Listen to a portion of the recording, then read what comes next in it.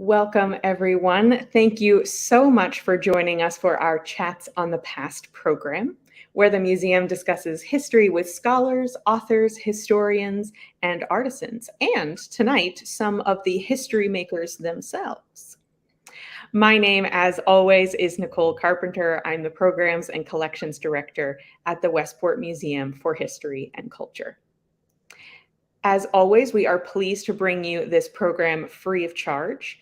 We do understand this is still a very difficult time for many, but we appreciate any support that you can give us.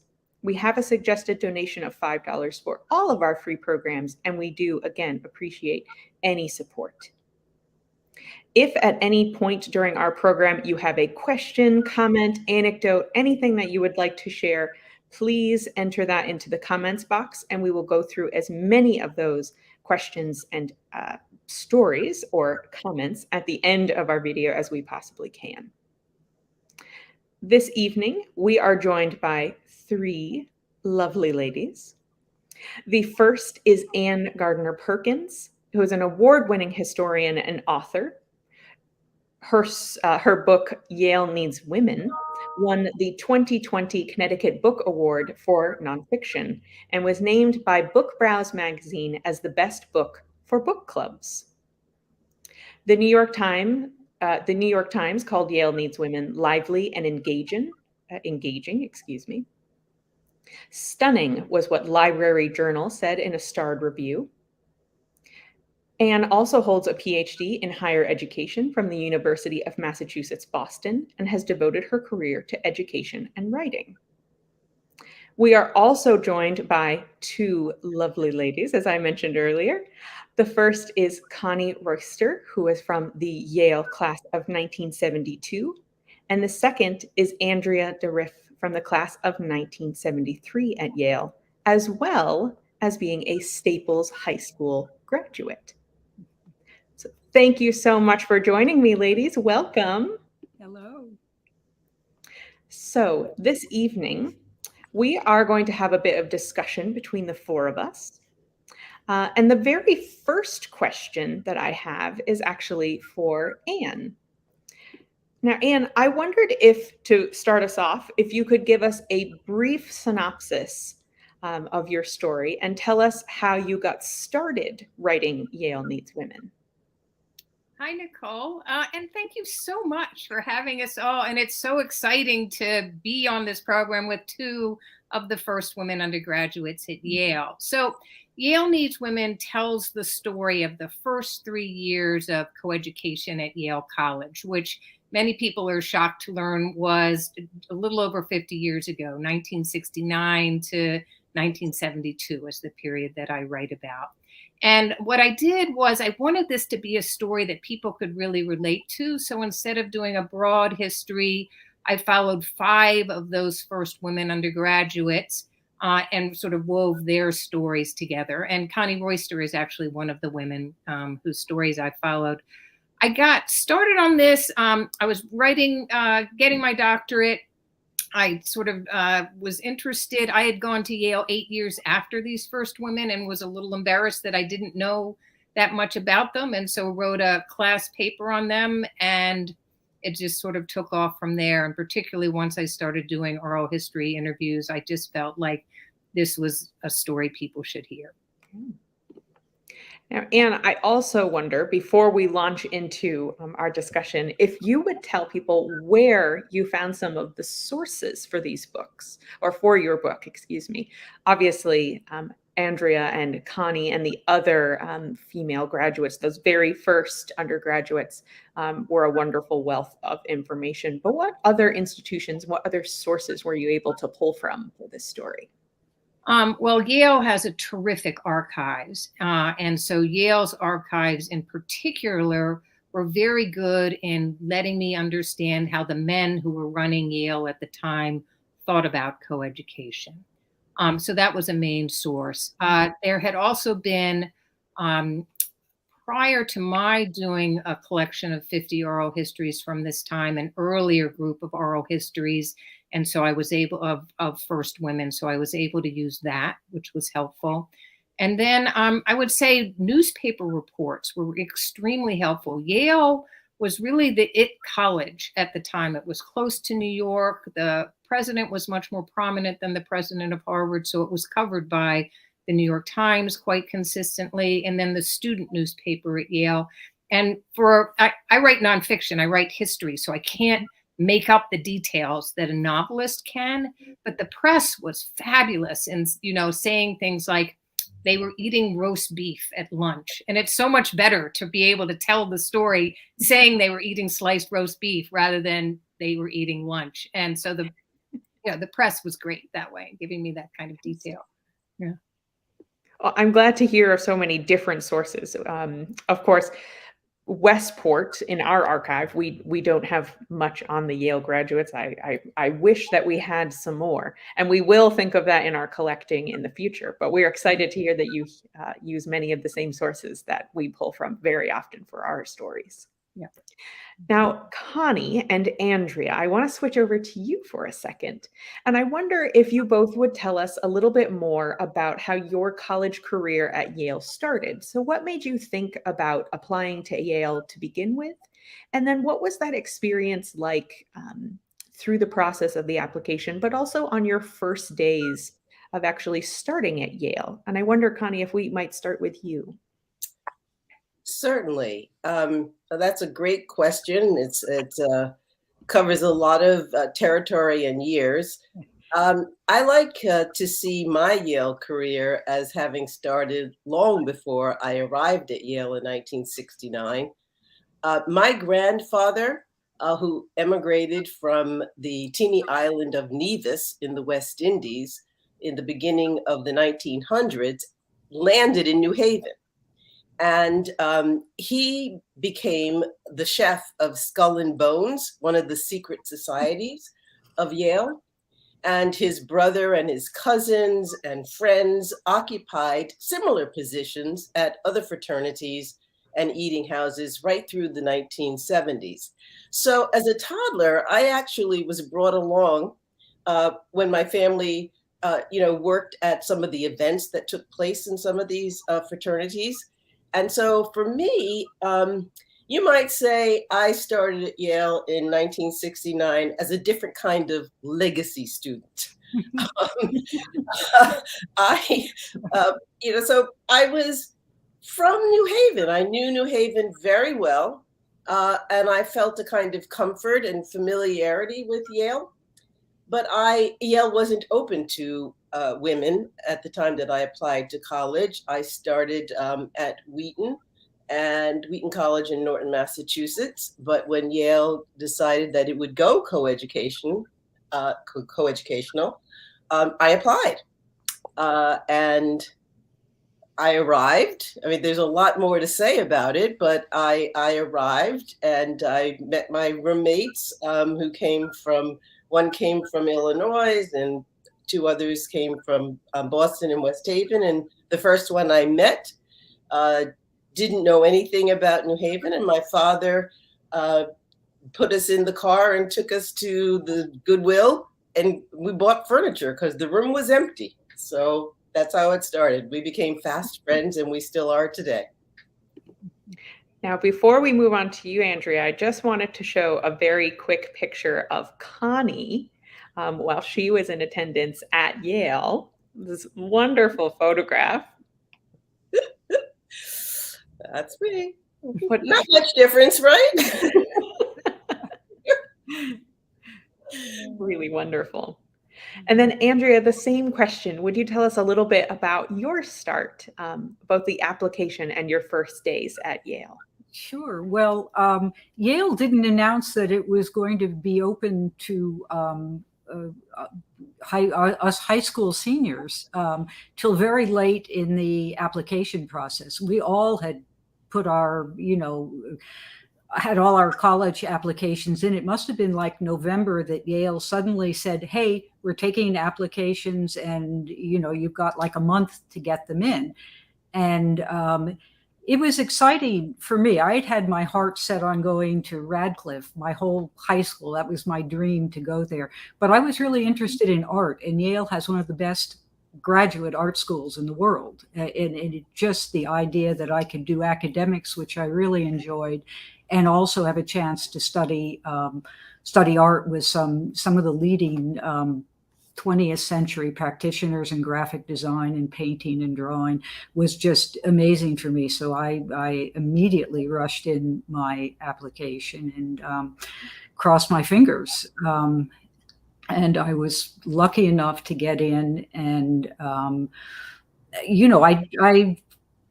hemmed and hawed for a little bit. Was this going to be?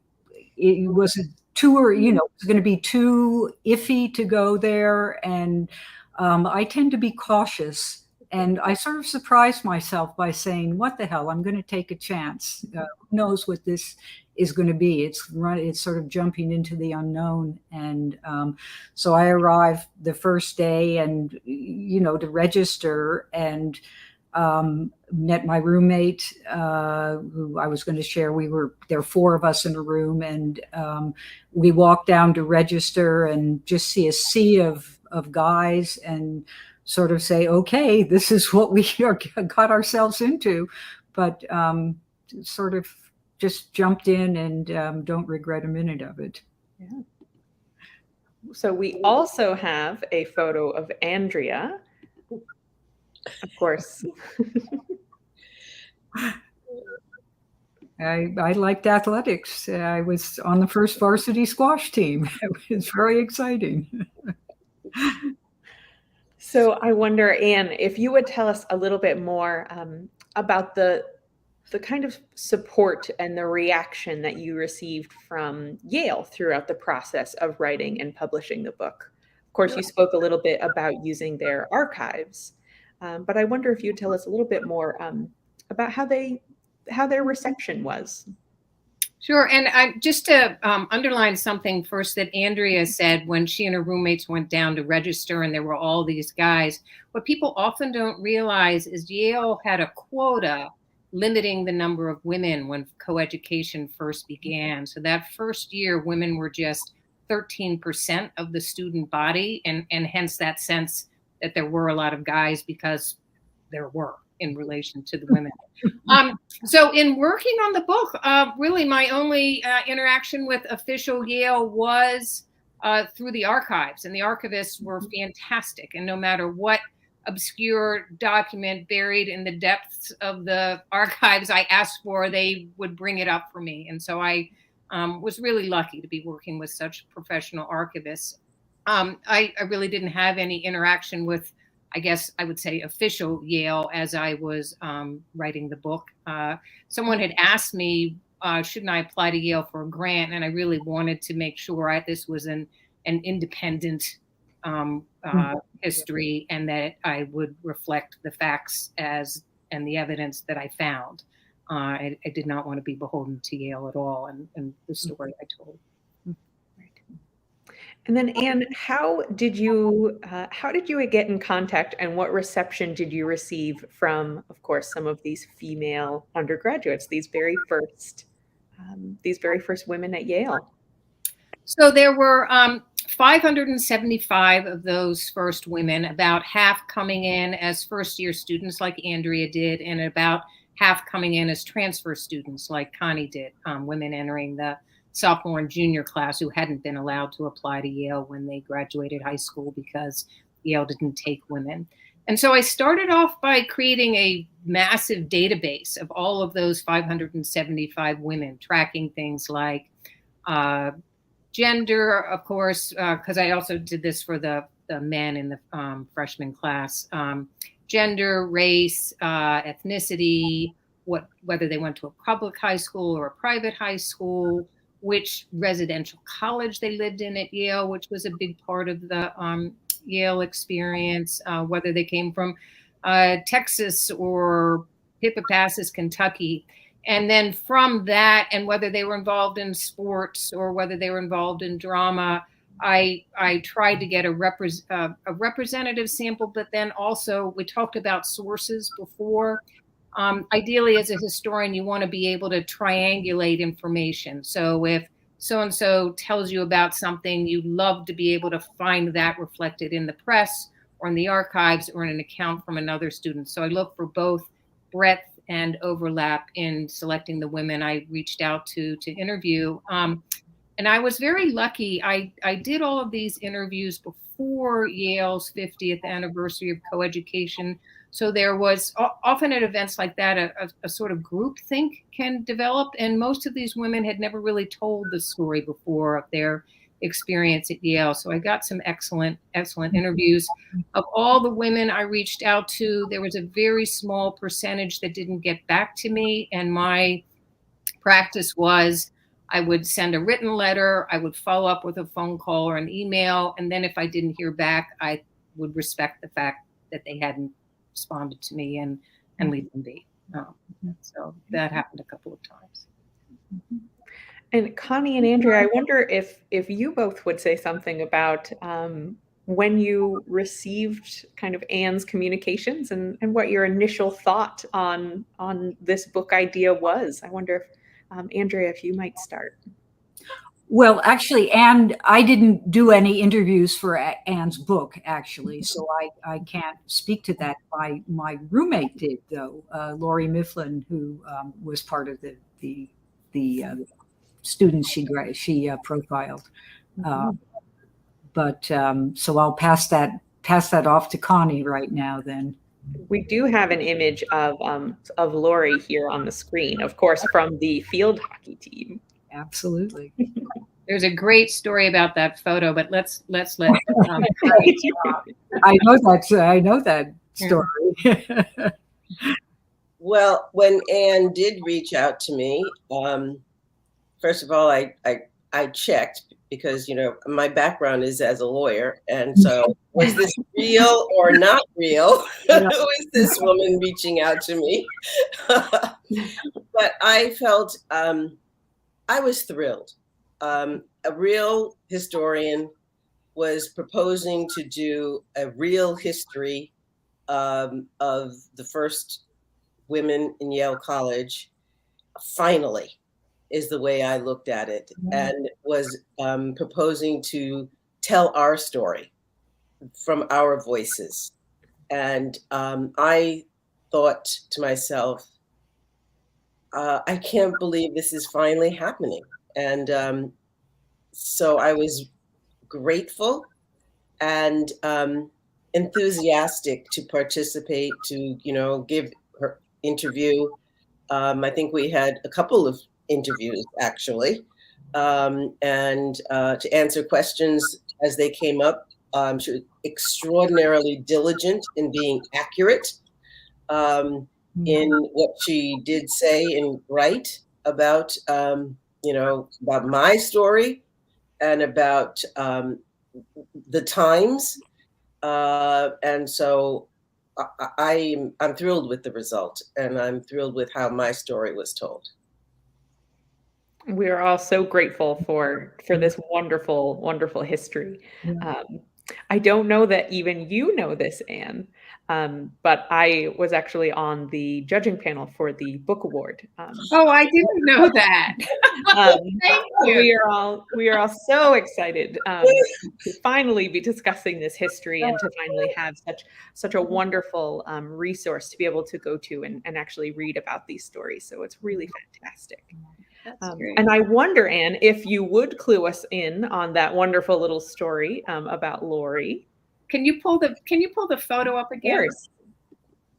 So Laurie, at least as I'm seeing it, Laurie is the shorter one of the two women here.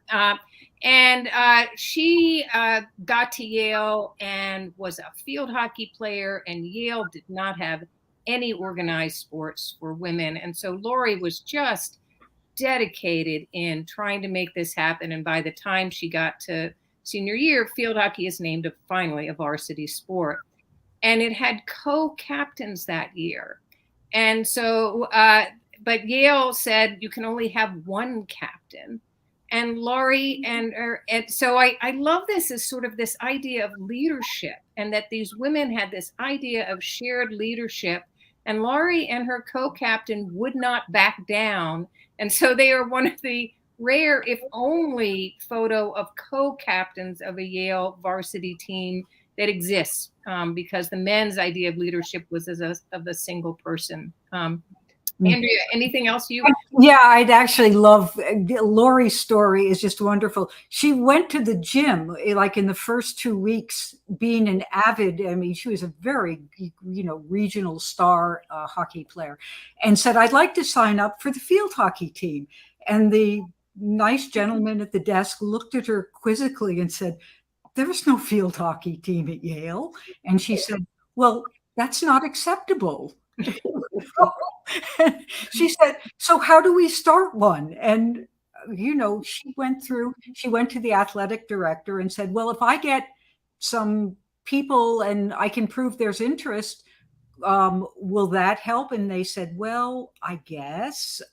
So she did. And then the next year it was, well, I've got a team. Can we get a schedule? Well, we're not sure how to do that. Well, if I write to some of the local schools and get them to say they'll play, is that okay? Well, I guess yes, that's okay. And so that happened. She set it up over the summer. The next fall, we actually had a club team, and we went out and we said, would you buy us sticks and shoes like you give all the other men, these gorgeous uniforms and things? Well, yes, we finally got some shoes and sticks. And so that was how Lori did it. She was just, polite, never yelling at anyone, but just walking in and saying, okay, it's just not acceptable that women don't have a varsity sport. She was just amazing.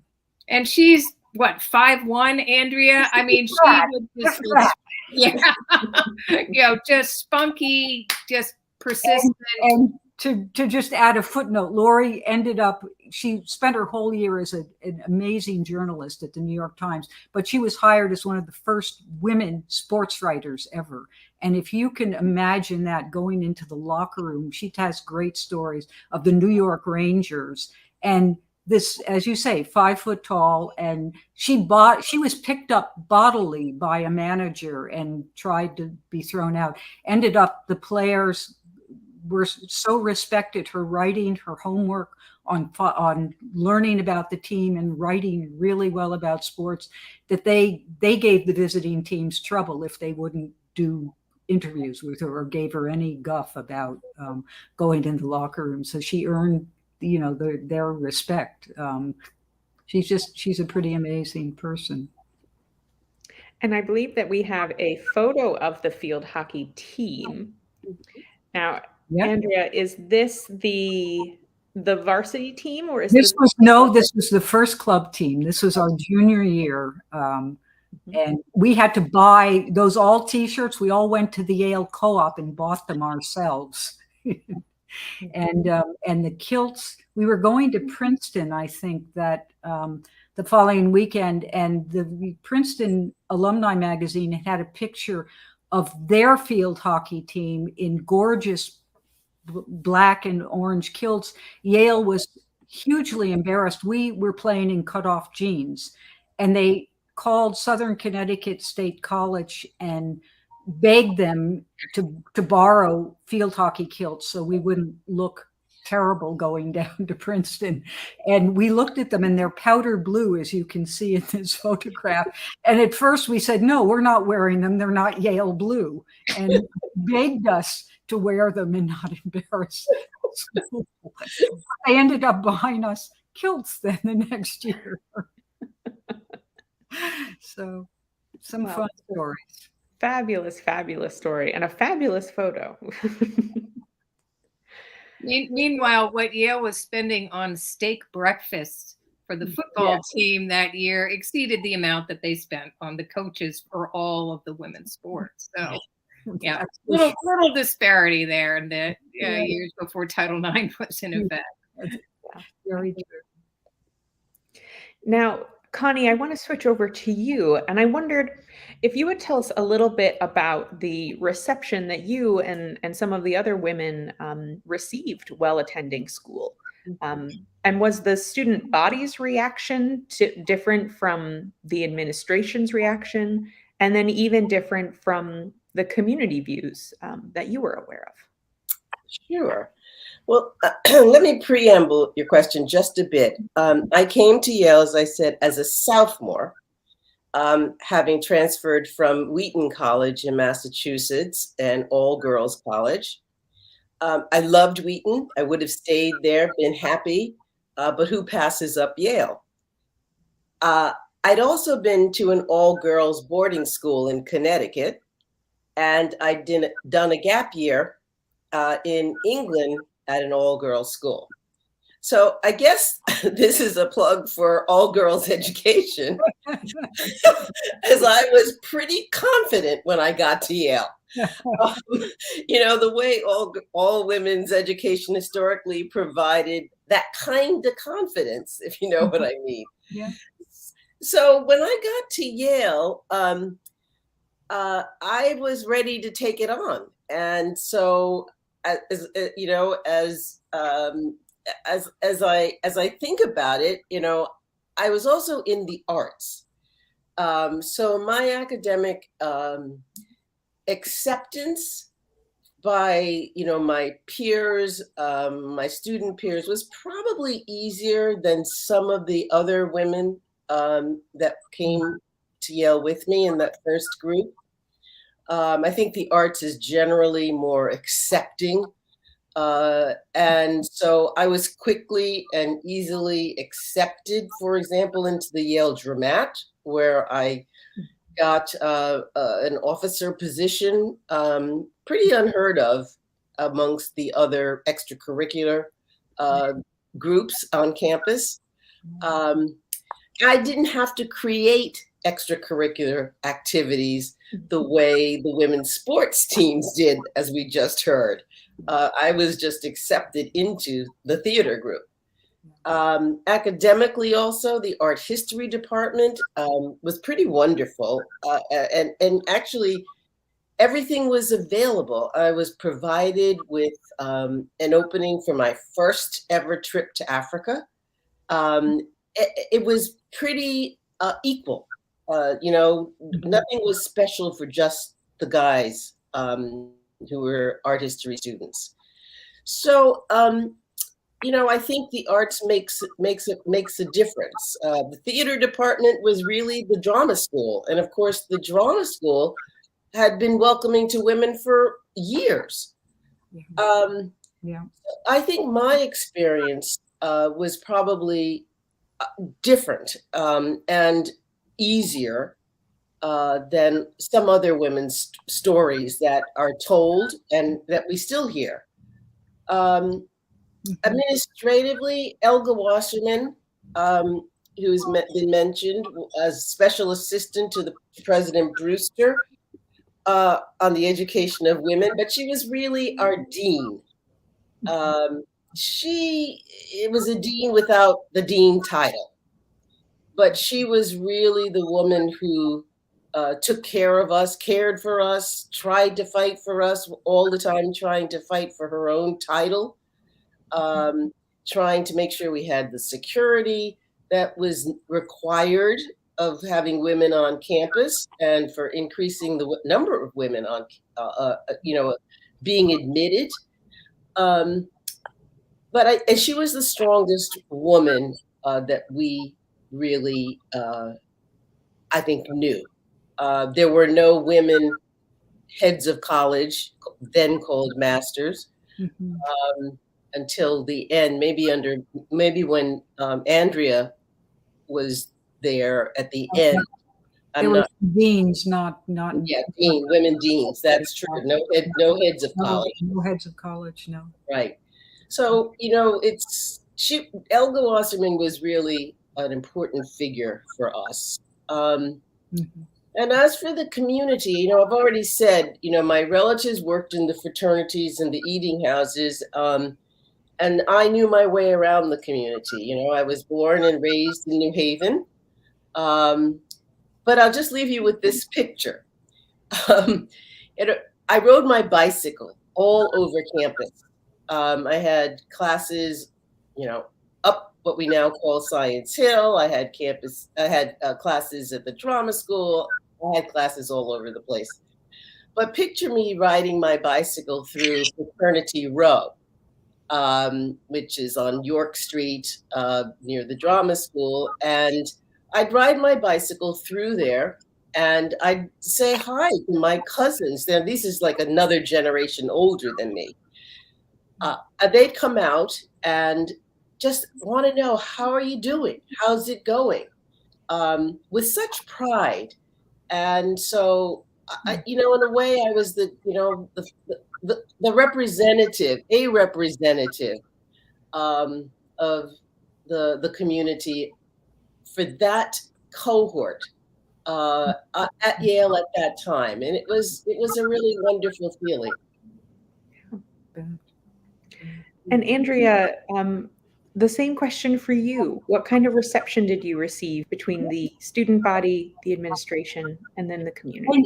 I had similar. I was in the arts as well, and I totally agree with Connie that it was very welcoming. The art school was the same as the drama school. Women had been there for, you walked into the art building, nobody batted an eye. There were women running around, the graduate students.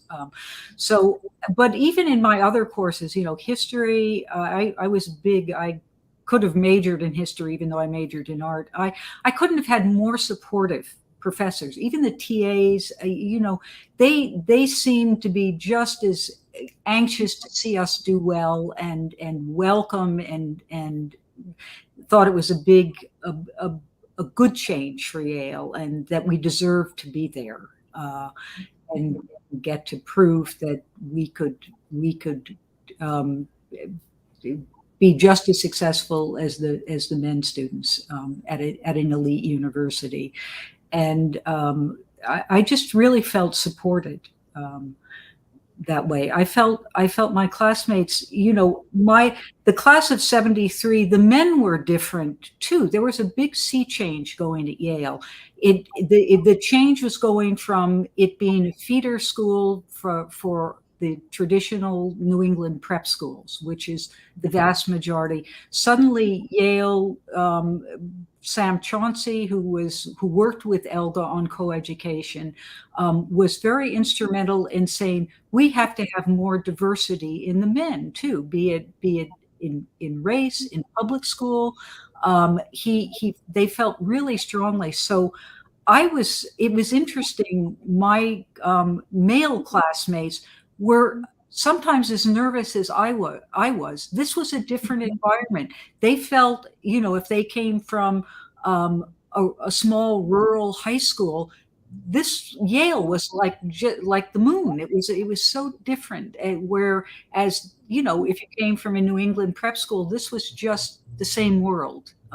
You just flowed into a world you were familiar with. And so the men, it was really interesting that our class as a whole had a lot of new types of Yale students.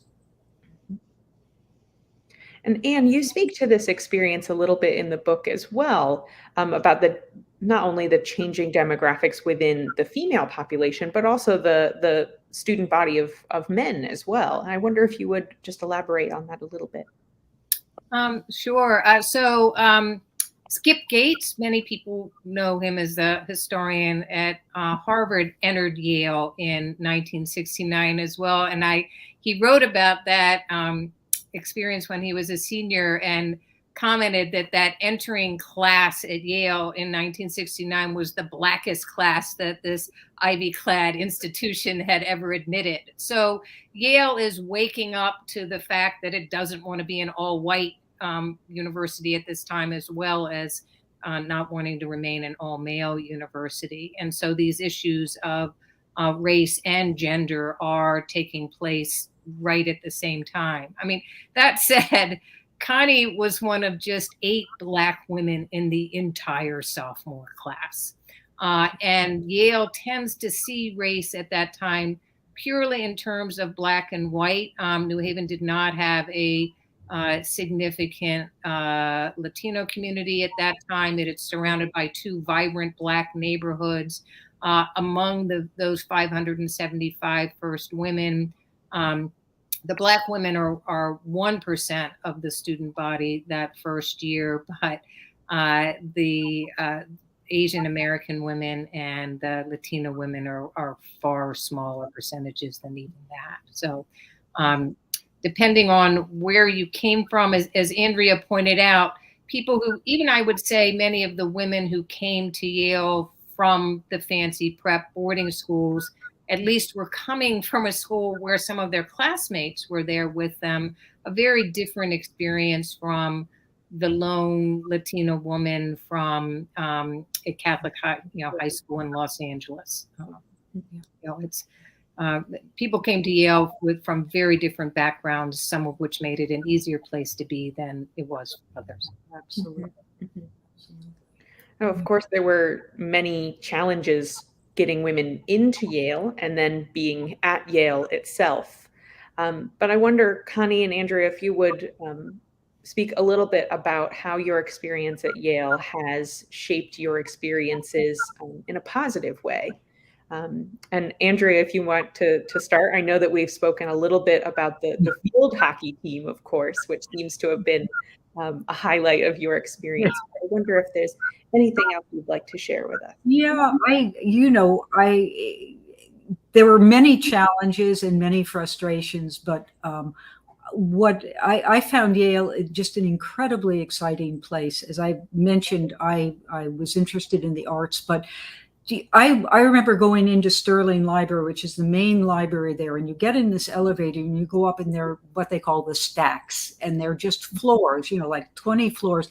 And for some reason, I got out one day, I was looking for something, and I wandered into this. I saw this door and I wandered in, opened up, and it's a place called the Arts of the Book. And it had a curator there who was the most welcoming, wonderful man. And suddenly I'm seeing these hand-painted books, these what they call ephemera, printed sheets, broadsheets, engravings.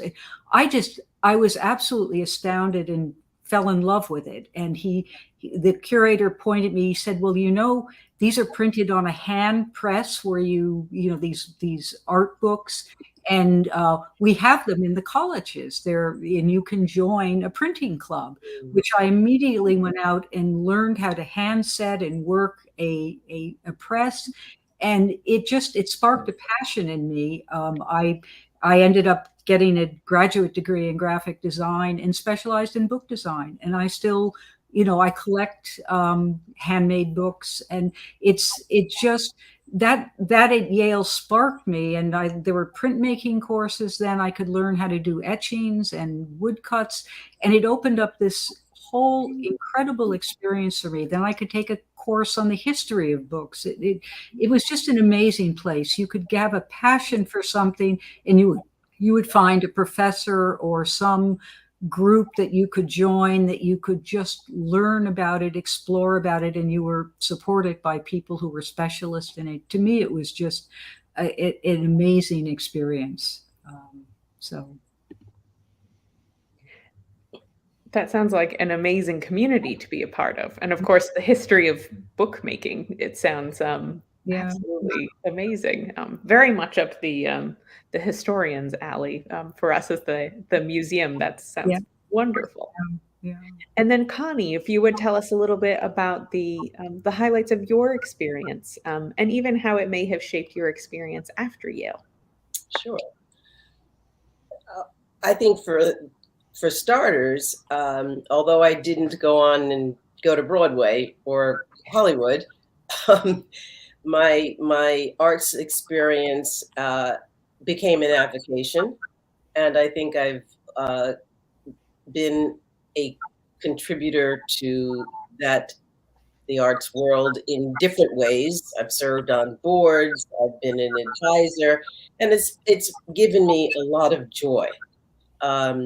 My friends from that time remain my dear, dear friends to this day. So that's one aspect. I think there is a deep sense of friendship that was so important from my relationships from Yale. I think that some of my closest, dearest friends come from those 3 years at Yale. And if they didn't come from those 3 years, they've been developed over the last 50 years. I just had my 50th reunion. And I think especially true among some of the women. We didn't know each other very well back in the, 1969 because we were so few, but we have learned to make a way out of no way over the last 50 years to get to know one another. And the relationships and the bonds are very, very special because no one in this world, except the 575 of us, experienced what we experienced. And we've been very careful to preserve that. So that has been extraordinary, really. I think there's like no place in this world, literally, that I couldn't go and find someone that I know from Yale, literally, and that would be helpful. And I finally, I think that the Yale education, the Yale degree, um, whatever it is, the Yale thing has stood me very, very well. It's opened doors. It's given me a certain strength of person or personality or ability to be confident in everything and anything I want to do. So I'm very grateful for that. Mm-hmm. I forgot to add one thing. The other thing, and it touches a point Connie just mentioned. In looking back, I didn't realize it maybe quite as much when I was there, is when I got to professional situations in the real world after graduation, I realized that Yale had given me an incredible confidence, especially if I was in a room full of men. I wasn't afraid to speak up and express myself because that's what I'd been doing since I was 18 years old in a more intimidating environment usually than a business room. I mean, when you get up and have to speak in front of 100 men and you're the only woman in the room at 18 years old, you better learn to be strong. So I don't get intimidated by much or I didn't in a business situation, and I'm very grateful to Yale for that. I really learned to think of myself as an equal. And also just echoing Connie's point, the friendships, the deep friendships with not just the women, but with my male classmates too. I mean, we bonded over a very special time in American history. We went through a lot in those 4 years at Yale. So they are my best friends to this day, and I'm just really feel extraordinarily grateful for those bonds.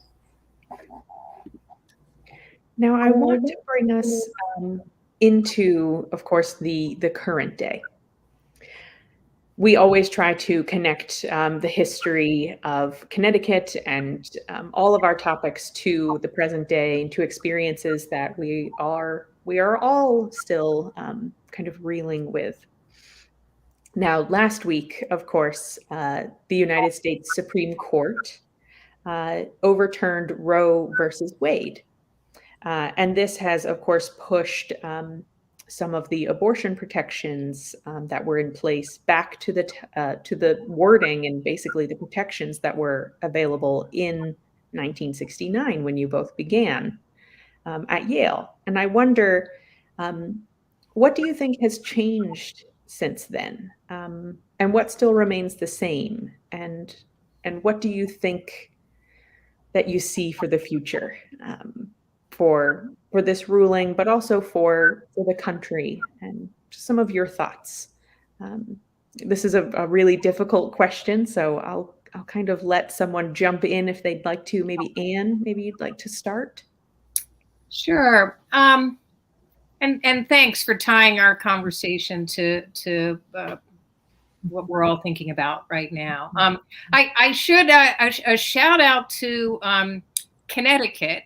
So when which is that there was a case called Women versus Connecticut. It became known as Abeel versus Markle, and this was the case that overturned Connecticut's anti-abortion law, which was in place when Andrea and Connie started as first-year students at Yale. And it was one of the most punitive anti-abortion laws in the nation. Women, it was a felony for a woman to have an abortion or to allow an abortion to be performed on her. And when Connie and Andrea started at Yale, abortion was illegal in every single state in the union. It wasn't until New York legalizes abortion at the end of their first year that there's an option for women who become pregnant and don't want to give birth. So this Women versus Connecticut case, Abeel versus Markle, precedes Roe versus Wade and gives women the ability to have a legal abortion rather than an unsafe, illegal one in Connecticut. And many Yale women were involved in that case. Many Yale students solicited signatures, did public speaking. Connie's roommate, Betty Spawn, was involved in that work. So there was a big effort in Connecticut and leading women. And when I think we all felt the gut punch of the overturning of Roe versus Wade this week, one thing I thought is, well, at least it's not quite as bad as it was in 1969. At least there are still options, safe options for women. I think that the main difference is at that time, there was a sense of women moving forward. I mean, Roe versus Wade passed, the Equal Rights Amendment had just passed Congress, and it looked like it was going to be ratified in the states. Ms. Magazine had just come out. Places like Yale and Princeton were letting women in when they'd kept them out for centuries. The Boston Marathon let its first woman run. And so there was this sense of forward movement. And the overturning of Roe feels like just the opposite. And I think that feeling of loss, of moving backwards, is much harder than being part of a movement moving forward. And people are just going to need to find the persistence and hope to move forward. It is a difficult time right now, and we do, of course, encourage everyone that is seeking support to please reach out if you need anything. Connie or Andrea, is there anything that you would like to add about kind of this momentum shift that's happening? I don't know. For me, it's very difficult to put in words. We felt so hopeful. We felt we were in the vanguard of proving we should have equal rights and equal protection under the law. We felt we were convincing people that we weren't simply second-class citizens. We had the intellectual ability to do any job a man could do. And we wanted the rights to when we came 1969, a woman couldn't have a credit card in her own name. You had to get your husband's permission. I mean, think about that. I mean, it just, the strides we made over the last 50 years felt very heartening. And then suddenly this feels just like you've been punched in the gut. Everything you've worked for and thought you had won and proved that you had worked for it, to feel it's been taken away, fundamental rights you took for granted, is really disheartening is the word, angry. So, we all need to go to the polling places in the next elections. I guess that's in this country. One would hope that's how we're told we can change things. So, would you like to add anything, Connie? Yeah, I know that as the first women at Yale, we did fight for example, expanded services at Yale Health. If Andrea will remember, I mean, we had contraceptive and gynecological services that we fought for. And now I know there are a lot of conversations going on amongst my Yale Women cohort. You can't have a conversation or a gathering tomorrow. We have the women of the class of 72 get together once a month on Zoom, and it's going to be a big topic of conversation. I know that it's already out there in the air, and and there's this rage, as and disbelief, as Andrea mentioned, but it's the kind of my perspective is the kind of disbelief that's also not surprising given where we are in history. But there are a lot of great minds at work to try to figure this out and move us forward. Some of them are, Yale women graduates, and men. So, but there's a lot of, there are a lot of things that, there are a lot of other major issues that are haunting us as well right now that are just like this in terms of turning back the clock. And by that, I mean, for example, when we started in 1969, the Vietnam War was raging, and civil rights was prime. Martin Luther King and Bobby Kennedy had been assassinated, and people were protesting. And right now, in a way, the same thing is going on. In 1970, when we were there, the trial of Bobby Seale and Erica Huggins shut down Yale.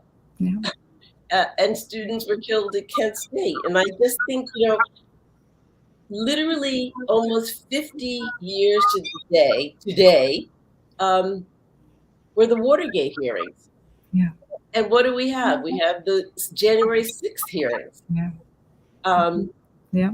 We've returned to lynchings, public lynchings with George Floyd. And I just, there's war and injustice, and not just in Ukraine, but in Ukraine. And individual rights are being taken away.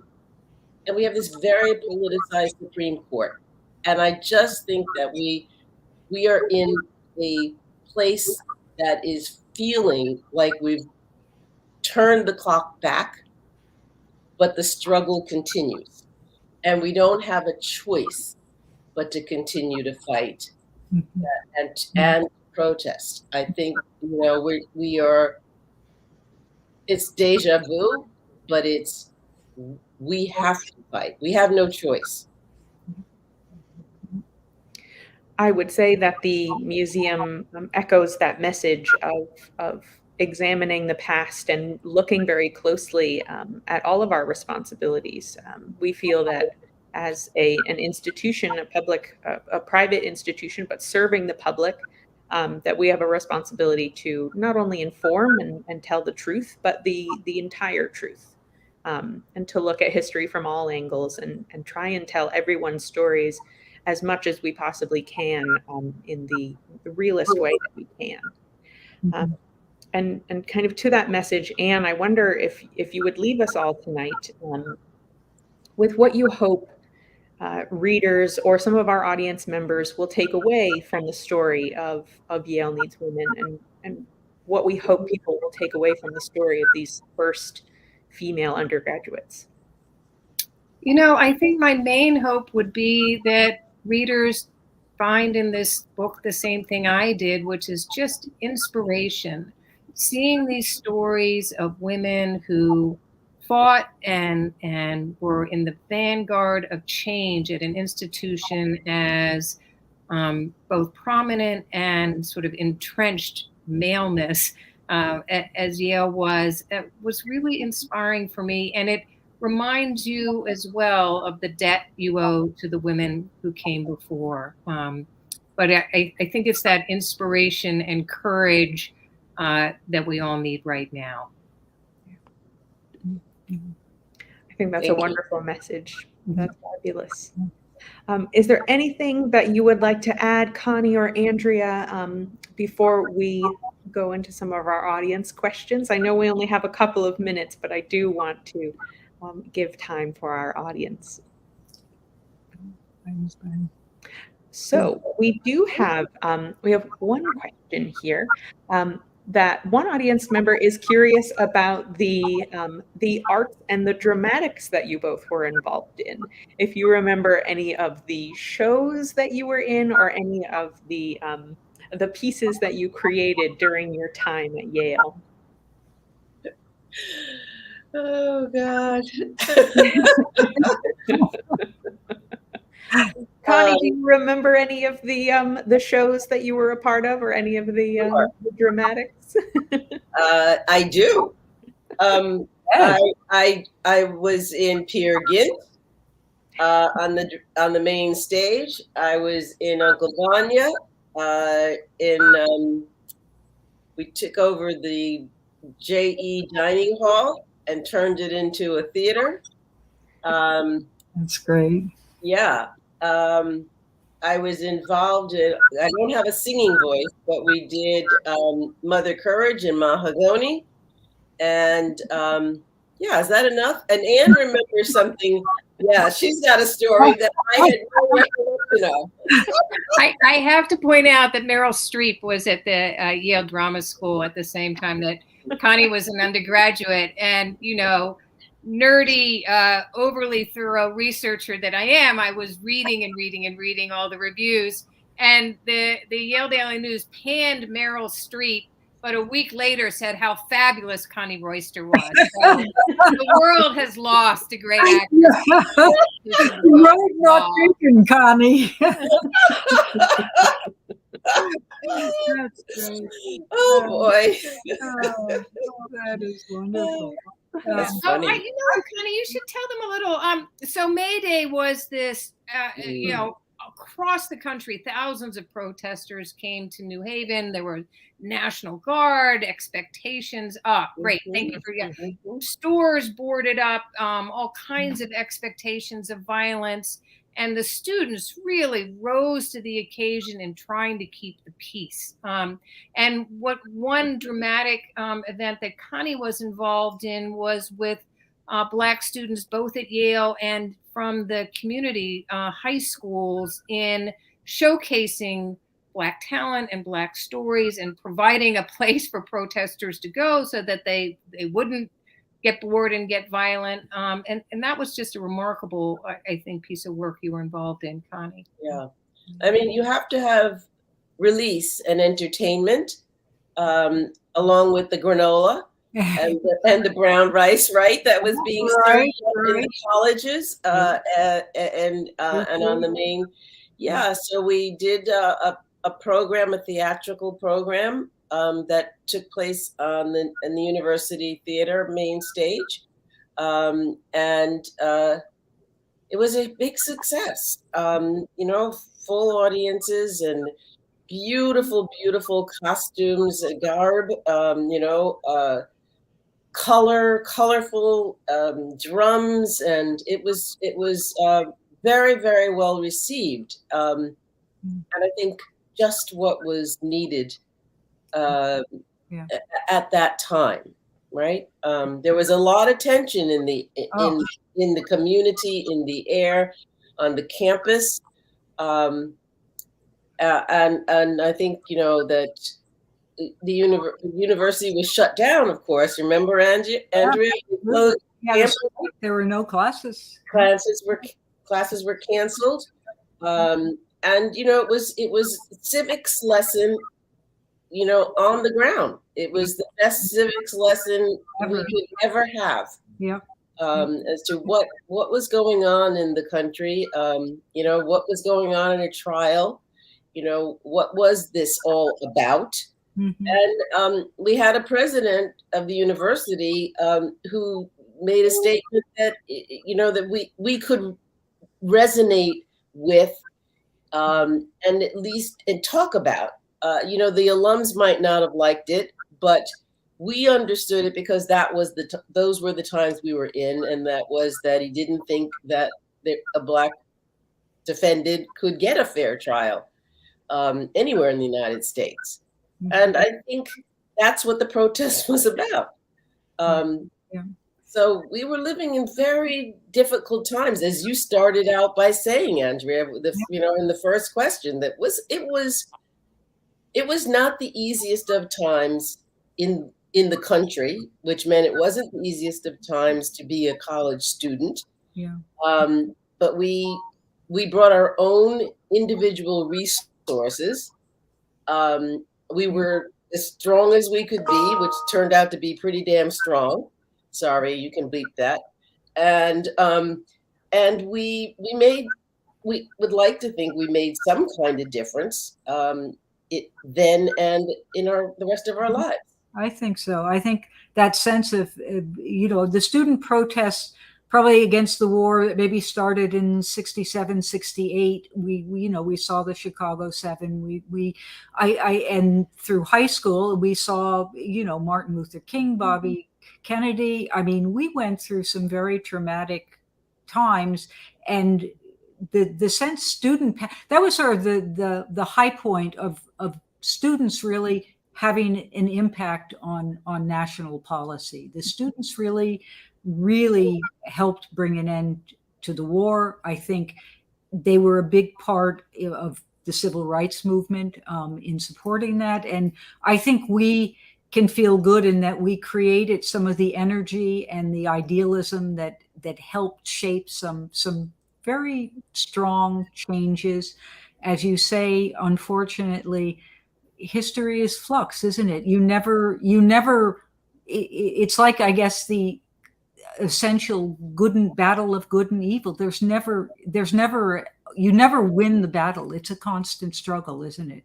And you hope you can get the balance a little more than, just at even. You hope that you get a little progress, and then you get knocked down and you have to keep trying. You have to fight. You keep fighting. Right. Yeah. Excuse me. Go ahead, Connie. No, I just was going to say that if you remember the protest in January of when was that? With the pink hats, right? Oh, right after, yes. Right. March. Yes. Well, I went to that with some of my Yale classmates, and that felt wonderful, because it goes back to say, talking about how close we still are, that we can still do this. We're getting older, but we can still march and protest, and right. And we do still have to. Yeah, so we do. Yeah. We do. I thought it was interesting, both Connie and Andrea, that you brought up the arts during that protest. And it mimics so closely what we saw and are still seeing over the pandemic, of the arts really being an essential part of getting through these really difficult, challenging times of struggle. We saw, of course, overwhelming support for most of us of entertainment and coming together through the arts. And we hope that that's something that we continue to see, with maybe not as much of a struggle or a period of tension. But it is interesting how it comes back to that in the end. It does. It's a huge uplifting for the human spirit. I think the arts are profoundly important in inspiring and bringing you hope and encouraging you to fight for what you believe. The arts have always been integral, from posters. You look at the French Revolution. Arts have really, plays and they've always been in the forefront of trying a catalyst for change for what the current population, change for the better, trying to make the world a better, fairer, more beautiful place.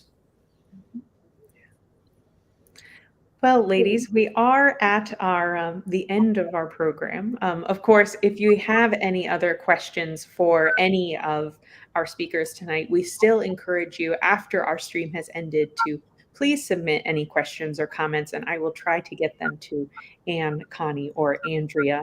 I want to thank all of you for joining us, both our audience and, of course, to Anne, Connie, and Andrea. Thank you so much for speaking with us. We so appreciate it at the museum. Well, thank you. Thank you. Yeah. Of course. Of course. Thank you. And for our audience, before we sign off, I, of course, want to encourage you to pick up your own copy of course, this wonderful history of Yale Needs Women. How the first group of girls became the rewrote the rules of an Ivy League giant. Excuse me, I can't read tonight. So I do encourage you to, of course, pick up your own copy wherever books are sold, and we encourage you to use bookshop.org, which supports independent booksellers. We also encourage you to visit yaleneedswomen.com, where you can pick up your copy of the book, but you can also read a little bit more about those stories that Anne so wonderfully tells in her book. So thank you again, everyone. Thank you for telling us more about your experiences, of course, about those very first females at Yale and how you broke down the gender barrier. Thank you so much, ladies. Thank you. Thank you, Nicole. Thanks, everyone. Have a good night, everyone. Thank you. Thank you.